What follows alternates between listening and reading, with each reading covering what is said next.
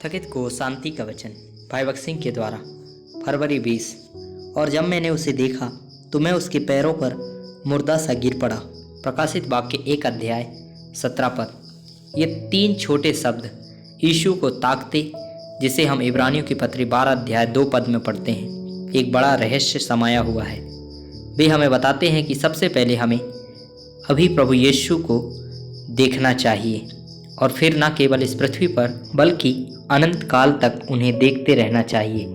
Canada में Niagara Falls को दुनिया के 7 अजूबों में से एक माना जाता है। यह बहुत ही खूबसूरत नज़ारा होता है।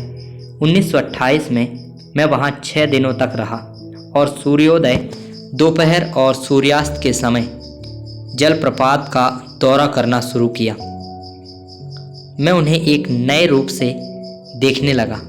जितना अधिक मैंने इस अद्भुत दृश्य को देखा, उतना ही अधिक मैंने जाना कि यह कितना अधिक सुंदर था।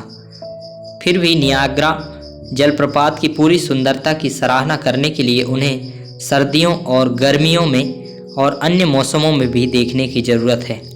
यदि नियाग्रा जलप्रपात की सुंदरता की सराहना करने में इतना समय लगता है, जो कि ईश्वर की रचना का एक बहुत ही छोटा सा अंश है, तो यह स्पष्ट है कि हमें अपने सृष्टिकर्ता हमारे प्रभु यीशु मसीह की सुंदरता की सराहना करने में अनंत काल लगेगा। वह बहुत ही प्रतापी और सुंदर है। जब आप अपने निजी जीवन में या अपनी सेवकाई में मायूस, निराश महसूस करते हैं, तो आपको प्रार्थना करनी चाहिए, हे परमेश्वर, मुझे आपके पुत्र की महिमा की एक नई झलक दिखा दे।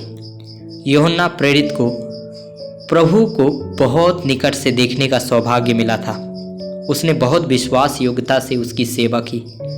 वह उनसे कोई भी प्रश्न पूछ सकता था। वास्तव में वह अपना सिर प्रभु की छाती पर भी रख सकता था। उसने प्रभु को रूपांतरित होते देखा। उसने उसे फिर से उठते और स्वर्ग पर चढ़ते देखा। परंतु अब प्रकाशित वाक्य की पुस्तक में यूहन्ना ने अपने बुढ़ापे में उसे बिल्कुल नए तरीके से देखा। वह जानता था कि यह प्रभु यीशु मसीह है। उसे पूछने की कोई आवश्यकता नहीं थी, तुम कौन हो, क्योंकि उसने यह कहते हुए एक आवाज़ सुनी, मैं अल्फ़ा और ओमेगा, पहला और अंतिम हूँ। प्रकाशित वाक्य 1 अध्याय 8 पद। यूहन्ना ने जो उससे बातें करता था उसे देखने के लिए मुड़ा और तुरंत उसके चरणों में गिर पड़ा और बोला, हे प्रभु, मैं कभी नहीं जानता था कि तू इतना सुंदर और इतना महान है। हमारे प्रभु यूहन्ना को इस प्रकार क्यों दिखाई दिए? उत्तर सरल है।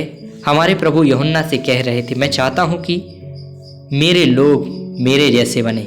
इसलिए उस समय परमेश्वर के लोगों को अत्यधिक पीड़ा से गुजरना पड़ा। अब उदाहरण के लिए, यदि आप शुद्ध चमकीला सोना चाहते हैं तो सोने को पिघलाना होगा और आग में तपाना होगा। सुनार आग को तब तक गर्म करता है जब तक कि पिघली हुई धातु की सतह एक दर्पण की तरह ना हो जाए, जिसमें वह अपना चेहरा देख सके। पिघली हुई धातु में सुनार के चेहरे का प्रतिबिंब इस बात की कसौटी है कि सोना पूरी तरह शुद्ध है। उसी तरह हमें पीड़ा की आग से तब तक शुद्ध किया जाना चाहिए जब तक कि प्रभु यीशु मसीह की महिमा हम में पूरी तरह से दिखाई ना दे।